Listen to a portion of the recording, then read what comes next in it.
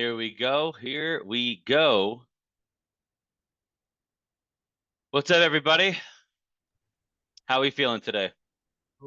What's up, bro? Morning. What's up? What's up? All right. I'm Let's glad. get. What'd you say? I'm glad the Zoom's working. Yeah.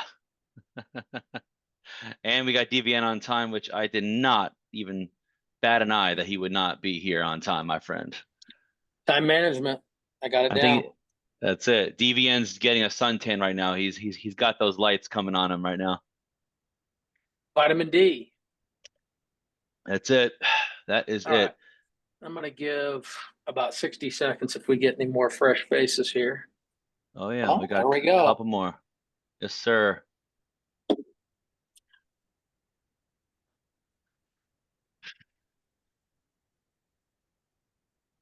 Dean, how you doing?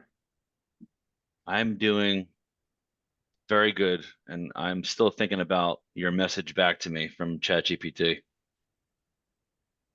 That was me, dude. That was my conscience. That was your it was My perfectly said. conscious. It was I perfectly asked said. ChatGPT the other day, by the way. I said, "Are you me?" What do you think the And answer was? It wasn't no. Yes.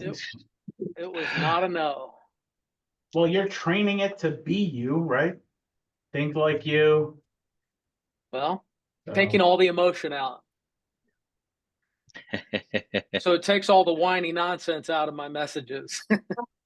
Gets right to it. All right. I'll get started here, 10:01. Let's go. So here's what we're going to talk about today. We're going to talk about understanding time.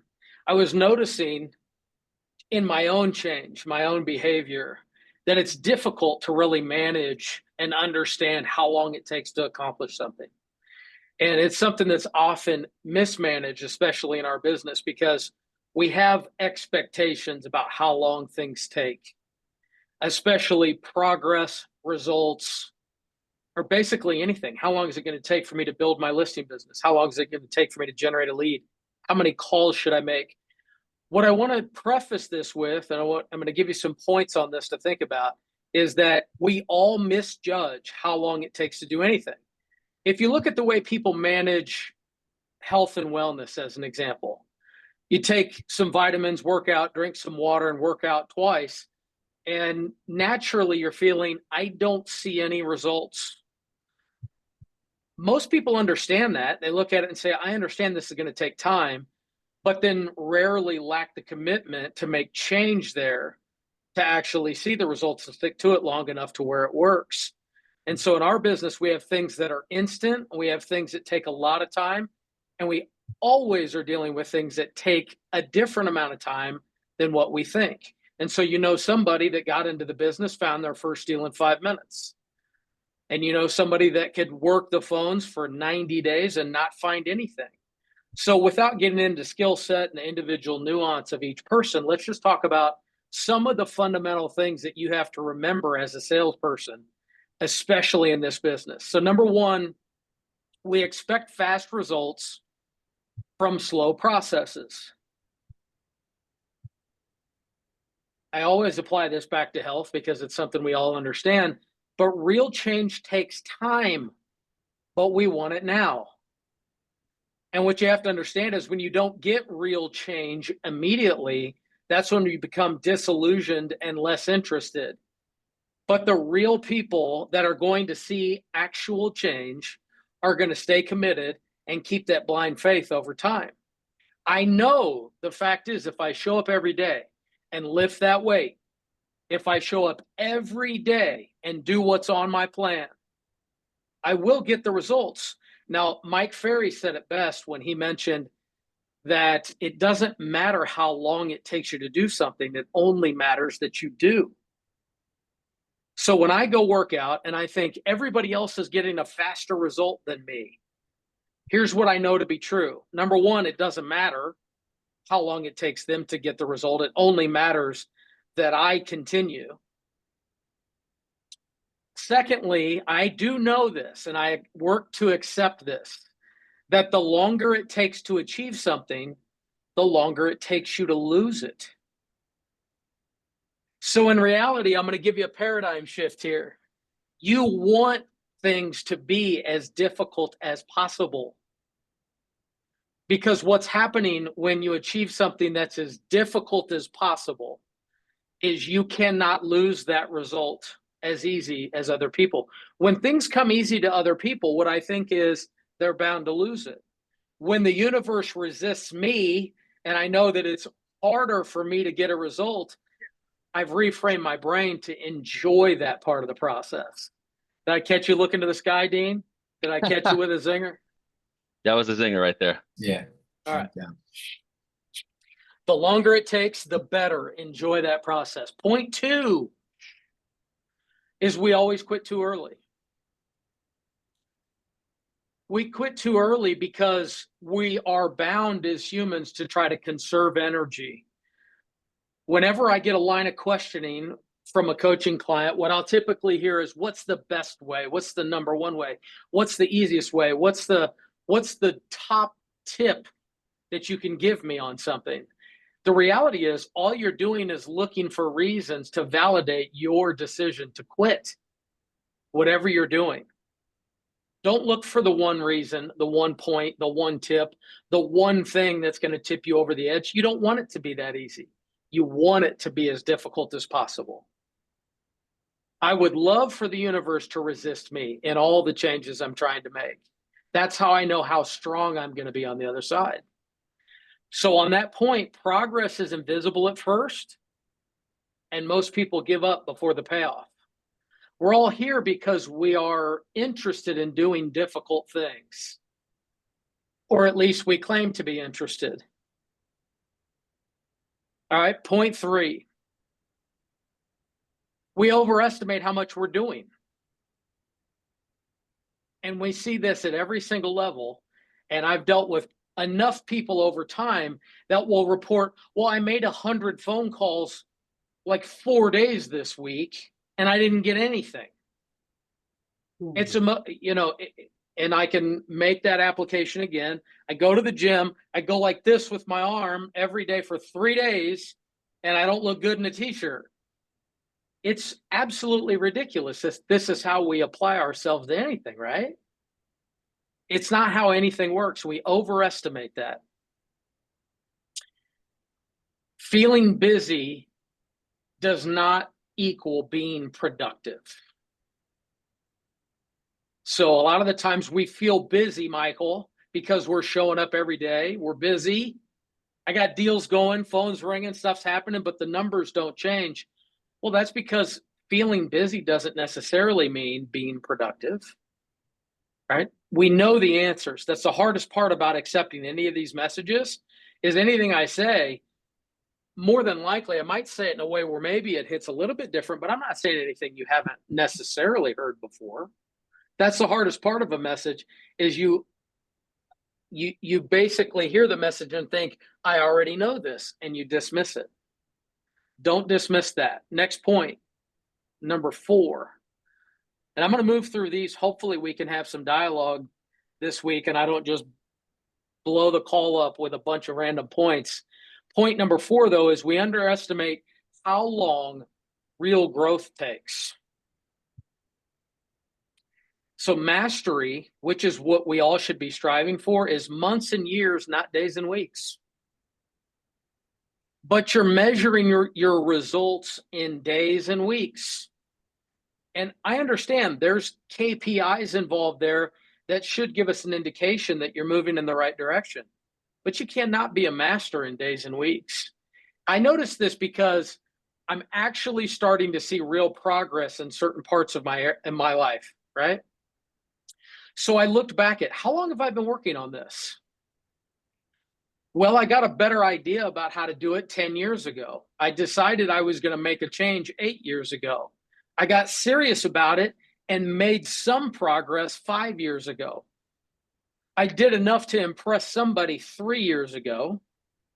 And right now, I actually feel like I'm almost in stride and I have a full understanding of what I'm trying to progress. 10 years it takes to actually make that change. In some cases, it does. Growth is a slow dial. We talk about dials and switches. Rich, we talk about the dial and switch all the time. So let's talk about what's a dial and what's a switch in your life. Well, growth is a slow dial. You have to understand you're constantly turning that up. It's almost imperceptible. I'm doing the 75 hard challenge right now. I'm required to take a picture of myself every single day. I see no change. I see myself every day. I do the work every single day. I have faith that it's moving somewhere. You know what happens? Once I'm finished, the only way that I can even notice that anything has changed is I go through and scroll through and look at where I started to where I am now. It's imperceptible. Now it's effective and I will change. But without a side-by-side comparison, I would never notice it on a daily basis. So the next point on that, Danny, is that change is instant. If you decide to make the change, that's a switch. There are certain parts of your business today that are just a switch, not a dial. You can absolutely make that change today. So give yourself and maybe outline a couple of examples right now. What are the switches? The switches that I could flip today are the decision. And there's a big difference between deciding and doing, right? That's a switch that you could flip immediately after this call and say, you know what? I'm going to make that change today. But the growth associated with that change takes a long time. And people bring those together and say, well, I made the change. Why is it not working? So you're not out of time. You're out of commitment. And that should be a really exciting point for everybody on the call is you're not out of time. It's not even close to too late. You're not out of time for the day, for the week, for the month, for the quarter. You're not out of time. You're out of commitment. And we're going to talk a little bit more about what that means in terms of commitment. Next point. We mistake effort for outcome. Everybody on this call is guilty of mistaking effort for outcome. And you can apply this back to the time paradigm that we're talking about because we make effort over time and I'm not seeing the progress and you're mistaking that. You can work hard on the wrong thing and stay stuck. And at one point in your life, that was the right thing to work on and it moved you forward and now it doesn't work. And what got you here won't get you there. Right? It's a very greasy watermelon in that way because it's not always the same. So you have to be able to stop and look at it and say, okay, that's not working the same anymore. In 2018, I could call expireds all day long and take 5-6 listings a month from that source. The world changed on that. We had to basically address the fact that the business moved our cheese on that. And the expired listings, at least in our market, are basically the most difficult people that won't price and have low motivation and won't sell.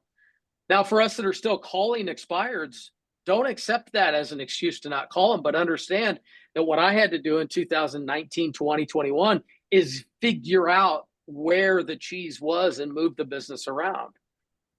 Right? So you can work hard on something and still stay stuck. The question is, how long do you want to stay stuck? Next point, unless someone's going to interrupt. The other piece that's really hard to gauge, and I just spoke to it, is we forget how far you've come.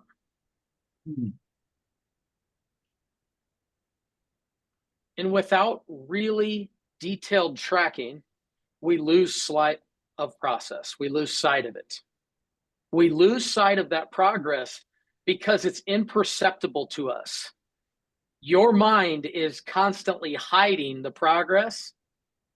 It's constantly hiding things from you that are working and are not working. You're really not a trustworthy resource for yourself in regards to this. It's why it's great to have a coach. Because I used to go coaching call to coaching call. It felt like they were 5 minutes apart. I show up to my coaching call and she said, what'd you do this week? Oh, here's all the things I'm doing this week. How many listings did you take? 0. And your contacts, you're getting 25 contacts. You said you're going to make 40. Well, I'm sure there's a reason for that. I'm not a trustworthy resource in regards to that. The only thing that's going to get me straight is tracking it, so I understand what am I actually doing and what's in the way.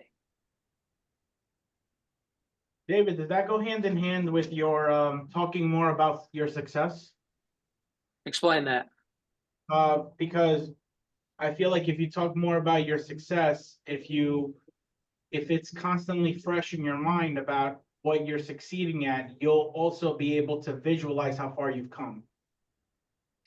Yeah, that's a very good question and a complicated one, because most of us are so caught up in drinking our own sauce and going through our successes that our ego takes over and the work actually slows. The biggest challenge we have is a guy goes out and takes 5 listings in a month and is pretty sure that he's graduated or she's graduated to the point where they get to stop doing all those activities.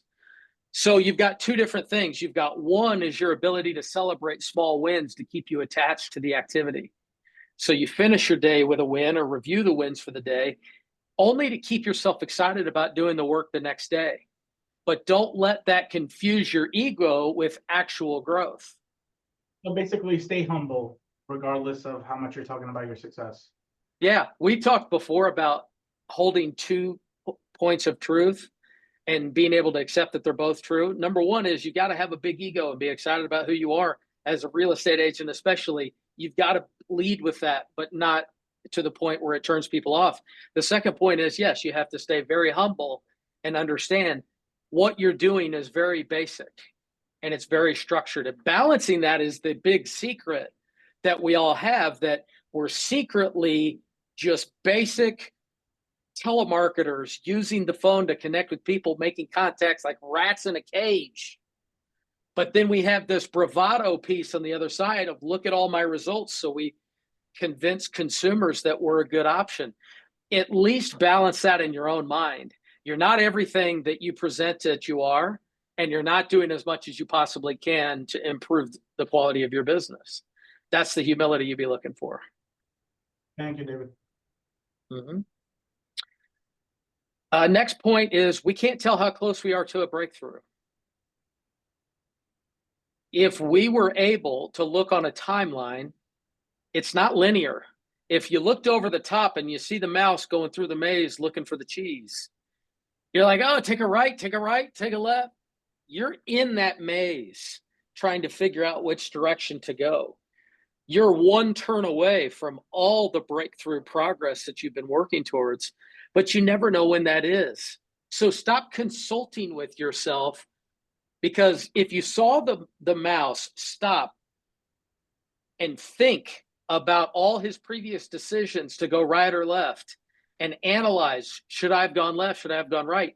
The only thing that stopping does is remove the progress associated with it. The best possible outcome is keep moving, keep looking, keep going right, keep going left, evaluate. If it works, keep doing it. If it stops, or if it doesn't work, stop. It's that simple. So in regards to a breakthrough, the dial moves slowly, then suddenly. I promise you, it moves slowly, and then all of a sudden it seems like it's working. Do you ever have days where you're like, holy shit, this actually works? It's true, but it's not linear, and that's the hardest part, because one input into the universe doesn't necessarily mean it comes right back. I can absolutely point to times in my business where I put all the right energy into one area of the business and it came back in another area of the business. It happens that way. Now it's just showing up, being ready, being prepared, being the right option. Today alone, and this doesn't happen every day, today alone, I had 3 people text me and say, we'd like you to list our house. That doesn't happen every day. That happened today. 3 people reached out and said, you're the guy, you're going to list the house today. I want to reemphasize, that does not happen that often. What all the decisions that led up to the point where 3 people could do that, it was a dial, and then all of a sudden the dial moves fast and there's 3 people that want to list their house. That's how it works. All right, so how do we do this? Moving through the next point here, we need to rely on motivation. No. Here's the problem. We rely on motivation instead of structure. Very rarely are you going to actually feel like you want to do what's necessary to make change here.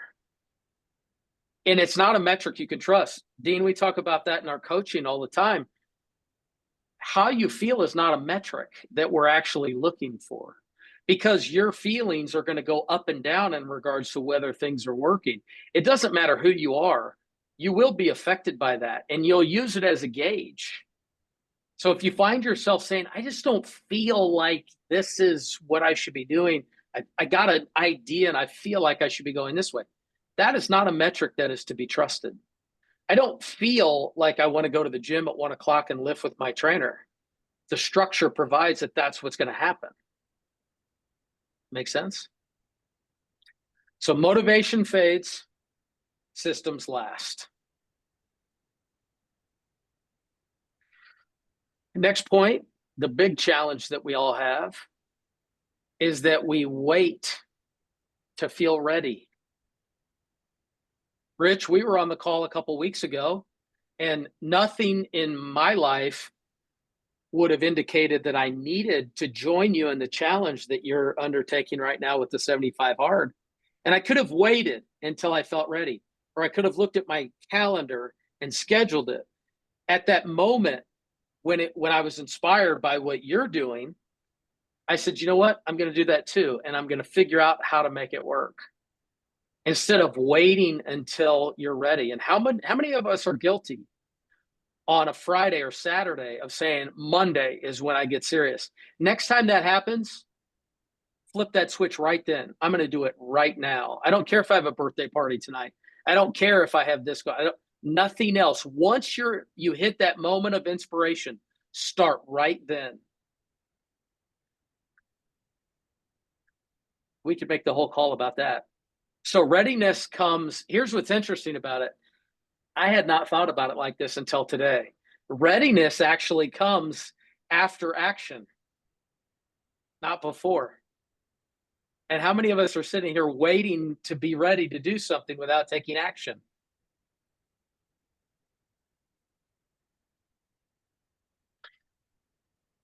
The last point that I'm going to talk through a little bit, and then I'm going to invite questions and love to chat with any specific issues you're having, is how we confuse switches with dials. I'm going to go into this a little bit more.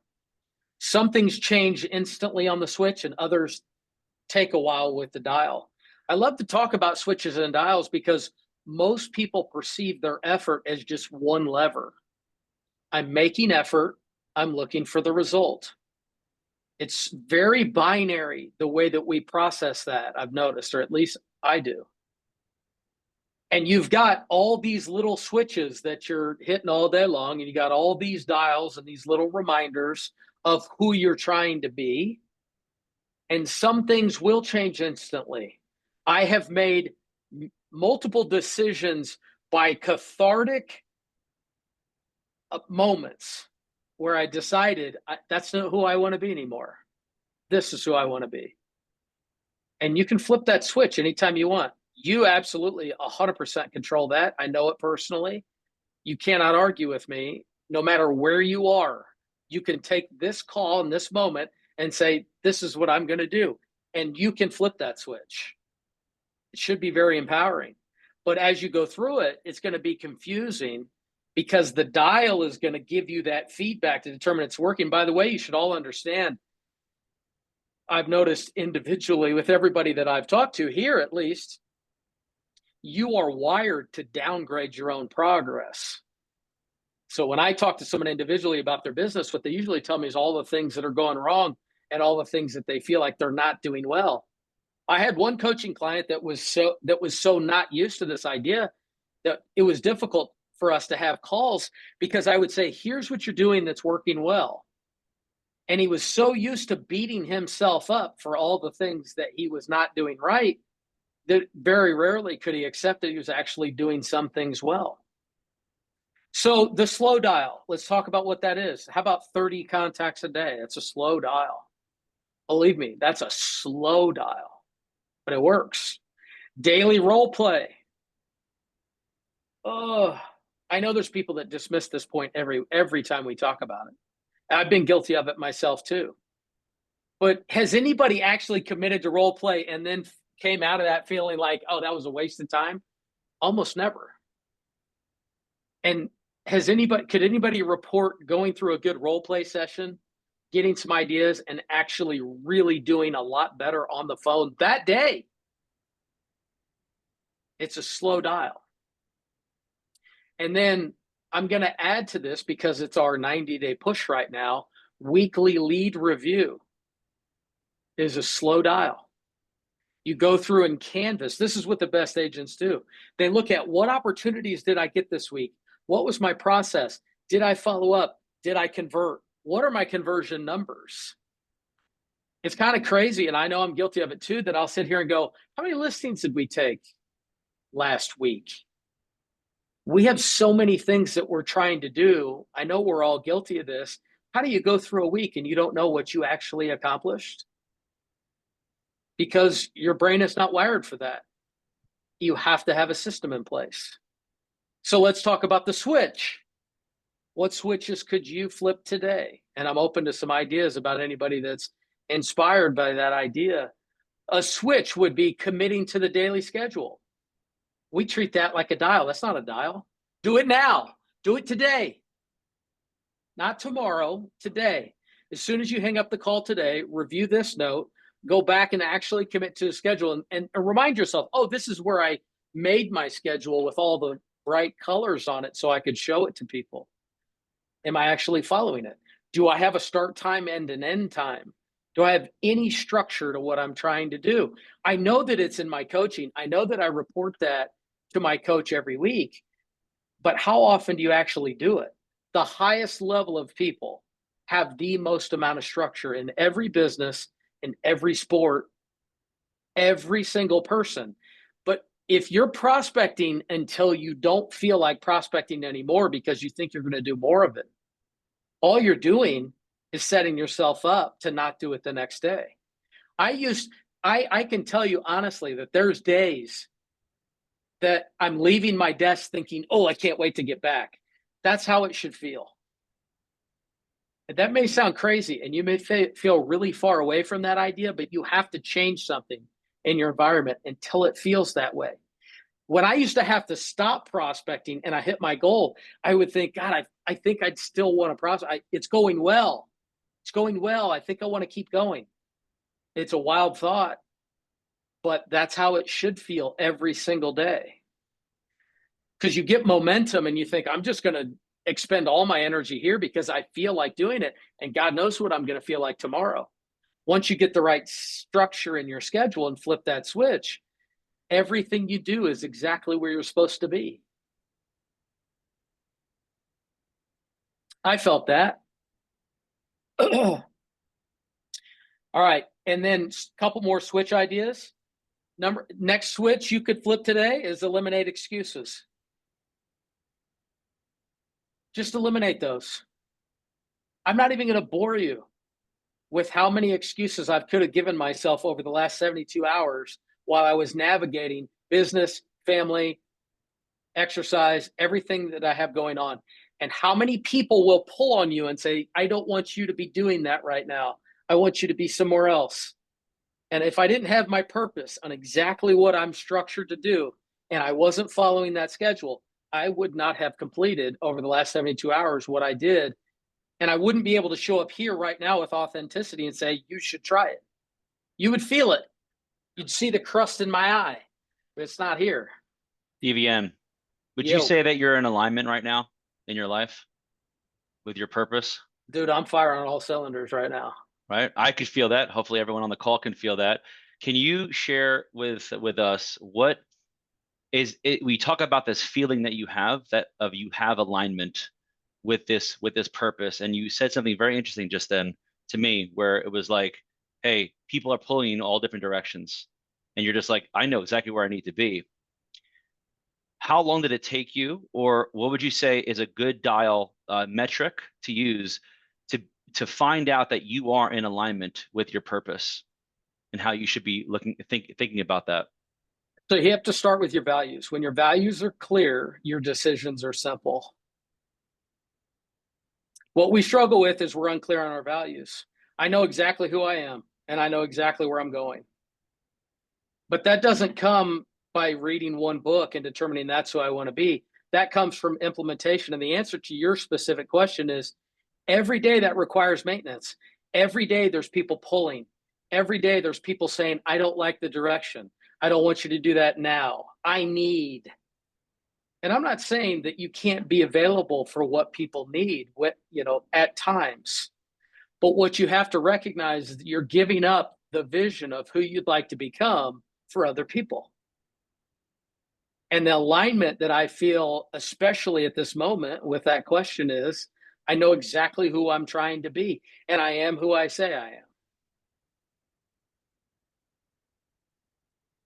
So that comes out in everything you do: prospecting, lead generation, follow-up, appointments, conversion. That if you want to be unstoppable in every single area, you can't miss that part, because people can sense alignment, right? Just like you did. So people say like, oh, I need the right script. I need to know what to say to somebody when they say this. Well, they perceive that you're not who you say you are. That's not a script. That's a lifestyle. Because the truth is, when you walk in and you're living what you preach, it resonates and nobody can resist it. Nobody.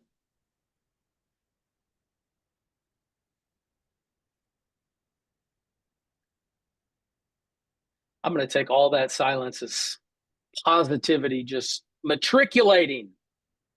You touched on a point earlier. The top of the call, you prefaced, a huge point, which I think is recognizing our progress. I think human nature, like you said, we're so prone to self-sabotage or, just that deprecation.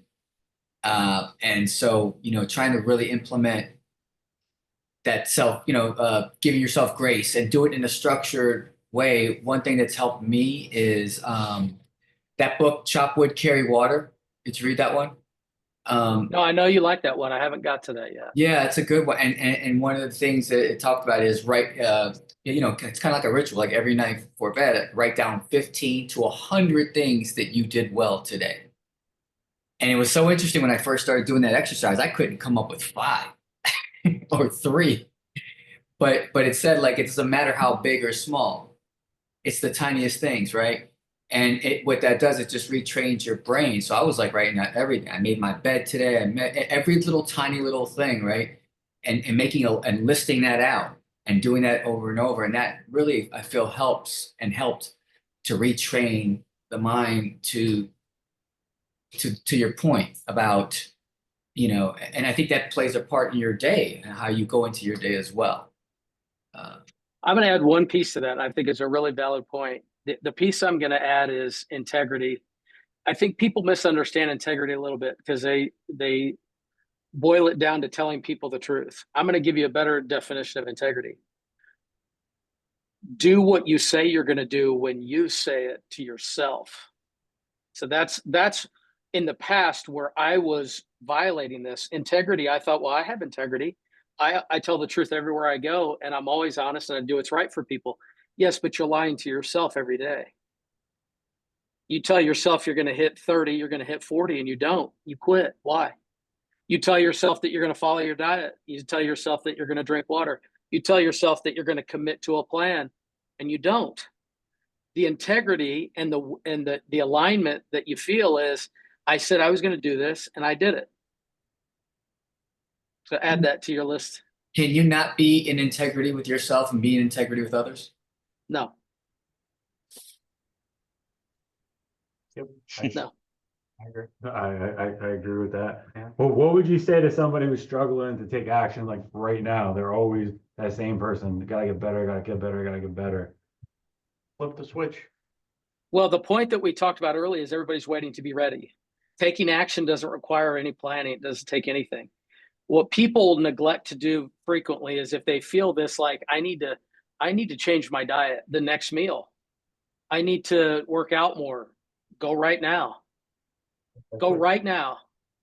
So the biggest thing I could tell anybody, and it next people usually go to violation. Well, I got to stay on my schedule. I got to do it. You violate it anyways for everything else. At least do it for yourself. Pick up right now and do it now. Just do it now. I had a coach years ago that would just tell me, do it now. Call the lead now. Make the change now. Ask for the sale. Do it now. And that was my affirmation on my wall for years when I was trying to get to 10 million in sales, which took me years. It said, I am determined, I am diligent, I am focused, I do it now. That was on my board for 5 years probably. And my wife was like, do we have to have this up on the mirror? We're having people over. Yes. Yes, because I have to do it now. Also, to tack on to what Bobby was saying earlier, it also writing that list of 15 to 100 things also helps you become more self-aware and helps you become hyper aware of what you're doing. Yeah. Very valid. You talked to DVN about like we're wired to downgrade our business. Could you go a little deeper on that? Because I feel like that's something that I've struggled with. Yeah, you're also wired to downgrade your results. So we compare ourselves all the time to other people. It's one of the things I'm really focused on right now is not comparing ourselves to other people because you're on your own journey and it takes as long as it takes. What I find people do, Danny, especially people like us that are wired for hyper production, or at least we'd like to be, is we criticize ourselves to the point where nothing we do is good enough. And that makes it really difficult to accomplish anything because there's no wins, or we feel like we're compared. By the way, I've compared myself to people for years, and then I get to their level and I think, this doesn't feel as good as I thought it would. What was all that for? So having a little grace, these are the two ideas that are opposing. Having grace for yourself. Look where I'm at. Look what I've accomplished. Look what I've done. But not letting your ego take you to a place where that means that you get to do less. You've now earned the opportunity to do more. It's not easier to be at the top of anything. As you move up, you have more targets on your back, more people that want to pull you down.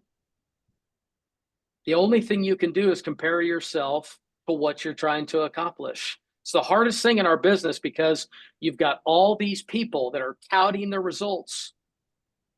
And I know a bunch of people that are just so focused on that. Did you see how many houses this guy's selling? Did you see what his award said? Did you see who interviewed him? Did you see how many likes that he got? See how many views he got on his?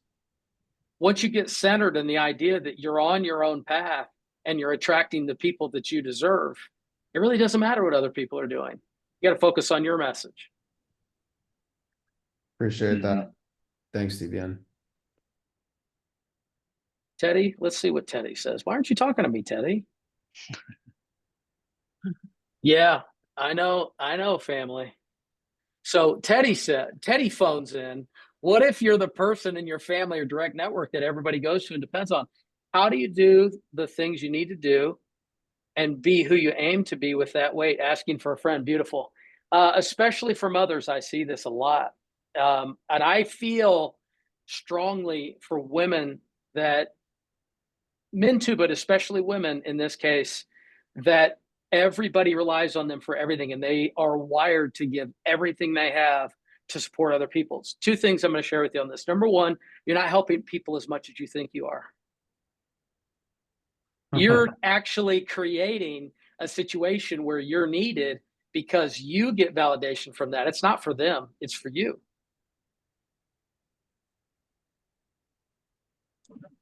Well, I think it's also like it is a very women-centric issue. And I think we had talked about this last time we saw each other, but I actually had a conversation with everyone in my family. And I'm like, I need y'all to leave me last on the phone tree. Like, figure it out. And if you absolutely cannot, I will do it, you know? But like, for example, my mom is sick, you know, she's had cancer like a bajillion times. Like she's like having a child. I don't have my own, but that's what it's like. It's like having a kid because I have to go to the store for her. I have to pick up her prescriptions. I have to do shopping. I have to do all this stuff for her to make sure she's good. And it's draining. As much as I love her, don't get me wrong, I will do, you know, everything. But I feel like a lot of women are in this position. We want to do, we want people to be able to, rely on us, but at the same time, even if you're not asking me for a favor that day, I'm anticipating. I know it's coming at some point, so it's a mental drain on top of it. No, David, Yeah. could be a, And, Yeah, and so look let at the me- women, look before- at all the women shaking their head like it is 1000%. So one second Accurate. before your next guy comes in, I'll get to you. Let's talk about this for a second. So yeah, so aside from men and women, we have roles inside the business that are kind of masculine and feminine ideas, right? And it's not Mhm. about better or worse, but they're just realities. So in business, you have a little bit more masculine approach in the sense that your purpose drives everything, right? And service, the idea of taking care of other people, in this case anyways, just becomes a little bit more of a feminine idea. You're wearing multiple hats. And so now you're trying to apply, two different modes of thinking to reality here. Here's what's important though, is they need you to be your best version of yourself more than anything else. And when you compromise what you're trying to build and what you need to do in order to make your life positive, when you compromise that for little things along the way, they get a worse version of you. You've just convinced yourself that in the moment, what they need from you now trumps all that, and it doesn't. And I've been in personal situations where people have a really strong frame of saying, I need you here. I can't have you out there working on your purpose. And the reality is, you don't want me here if I'm not accomplishing everything that I'm set out to do. And if I can accomplish everything I've set out to do, your life is way better. But it's hard for people to see that. Yeah. Somebody was I chiming concur. in. I mean, that kind of goes hand in hand with what you said earlier. The last 72 hours, you were strictly, sounded like you were being pulled in many different directions, right? So you had to have your purpose. And I think that's what Teddy has to do too, right? Is tie her purpose to what she needs to. And I think, like, what you've been teaching me, David, over the last, God knows how long, at least a year now, but more importantly, over the last couple, like 6 weeks, I would say, is putting yourself first, right? Like, I asked David a question. I'm like, hey, listen, like, I didn't get the second workout of the day in, and I got to leave at 6 to go get this done, or I got to go at 8. His answer was figure it out, front load. And if you take these ideas and you trickle it on, you're very much well aware of what to do, but like to his point is just do it. So, that's all. That's what I would. The line that I like to use with people that I care about or clients or anybody at my house is, every day my life is about letting somebody down. Today it happened to be you. Today it happened to be you. Every day I got to decide who I'm going to let down. Yeah. I love that. Not me though. I'm not letting me down. well, at the end of the day, you're your own worst enemy, right? You gotta learn to. Also true. Also that. true. I feel like this goes. I'm capable of very bad things. You tell your boys out there in Jersey. Still. All right, let's wrap it up. Any What were you parting gonna say? I was words? gonna say, I feel like it goes with Dean. I heard you talk about like clients' expectations, where like they expect you, like you want every client to rave about you or feel like they have a good experience, and some clients just it's not gonna be that way. So I feel like that's kind of what you were talking about. Learn to let it go. Yeah. All right, let's make it a positive day. Thank you, guys. Thank you. Appreciate the time. Always. Take Appreciate care. it. Thanks for coming, guys. Take care. All right, thank you.